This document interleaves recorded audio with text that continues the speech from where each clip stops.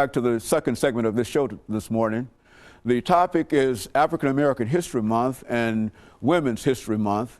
And quite recently, during our first segment, we had a conversation with Miss Alana McLaughlin. And of course, in doing so, we sort of laid the foundation for the topic today, and that is African American history and women's history. And we have with us during the second segment, Dr. Gloria Pillow, who will give us some additional information about African American History Month as well as Women's History Month, February and March of 2011. Yeah, and then we'll be able. Why don't you, Dr. Pillow, give us a few minutes of information in reference to your background, your education, and some of the things that really led you to come to us with this great book, Mother Love in Shades of Black and White. And we want to talk about that book as soon as we have an opportunity to get some background information from you. Thank you, Dr. Haney. I'd first like to say that Nashville has been one of my two homes since I was born. I came here as a child, age 6. I was born in Atlanta, and my father's work brought us to Nashville. I am a proud graduate of Cameron High School here in Nashville, and then pursued BA in French and secondary education at Clark College back in Atlanta. After teaching, my first stint in graduate school was at the University of Minnesota. That was right after college. That was in pursuit of a master's in French. I worked for the Minneapolis public school system for 7 years. For 3 years, I directed a project on institutional racism, desegregation, and for 9 years after that, I was director of the United Negro College Fund office in Minneapolis. Then at a rather advanced age, I decided that I really needed to follow my dream, and that was to return to school to study literature, specifically African American literature. All literature interests me, but that is my main area of specialization. Very good. And I did so at the University of Chicago. Received my master's and PhD, and taught at Michigan State University for 5 years. A medical situation required that I take a medical leave, and I returned to Atlanta, where my parents had retired, lived with them for 6 years, and then happily married a high school friend, and that's what brought me back to Nashville 5 years ago, and this is when I was able to work on my book. You know, we talk about your book, Mother Love in Shades of Black and White. In Shades of Black. I understand that you've got 6 segments in which you would like to share some information with us. Yes. Dealing with historically African American females for the most part. And I think that that's quite interesting. What I'd like for you to do over the next part of this segment, as well as the final segment, is to give us sort of a statement in reference to some of these women and some of the impacts that they had and some of the things that they were able to do in their lives, and then we'll be able to sort of summarize that book for you.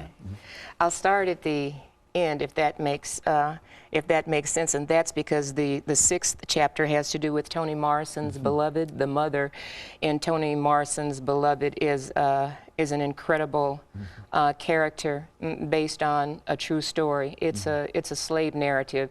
I hesitate to call it fiction because it tells the story of so many slave mothers and so many enslaved individuals, and for that matter, so many slaveholders who did not realize, some did and some didn't, how cruel and insane the system, the culture was, and how insane it made all of its inhabitants, black and white. We talk about entitlement today, but when you think you're entitled for someone to fan you because a little fly is buzzing around while you're having your mint julep, that's very serious. And when you think you're entitled to take one's children and sell them, again, this is dementia as far as I'm concerned.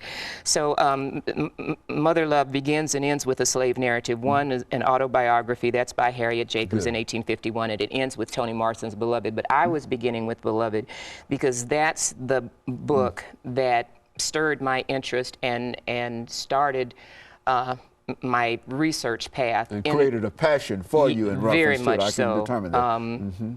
When I think of my growing up years in Nashville, in a completely segregated environment, and I think of what the parents and the teachers were able to instill in us, while the larger society was saying you're second-class citizens, you're inferior, you're not intelligent, you can't go to a public park, even though it's public, you're not allowed, and here's your little for coloreds only water fountain. I think back to the beginning of that insanity, and that was, of course, the institution of slavery. This mother, Dr. Haney, killed her child. She killed her not because she was crazy, not because she was a bad mother. Okay. She killed her because she could not stand for her children to live in such a prohibitive environment. And I wanted to search very carefully what made up this woman's psyche. Very good. And I dealt with psychoanalytic theory. I deal with that in each chapter, which is interesting because psychoanalytic theory has a shameful history with regard to people of color as well as women. But on the plus side, it offers incredible insights into our behavior, why we do what we do. So if I look at internal issues with regard to psychoanalytic theory, it explains a lot. If I dismiss some of the externals, then I'm on surer ground in terms of looking into why did this woman do this? Why? How could she have been a good mother and yet hurt her child to this extent?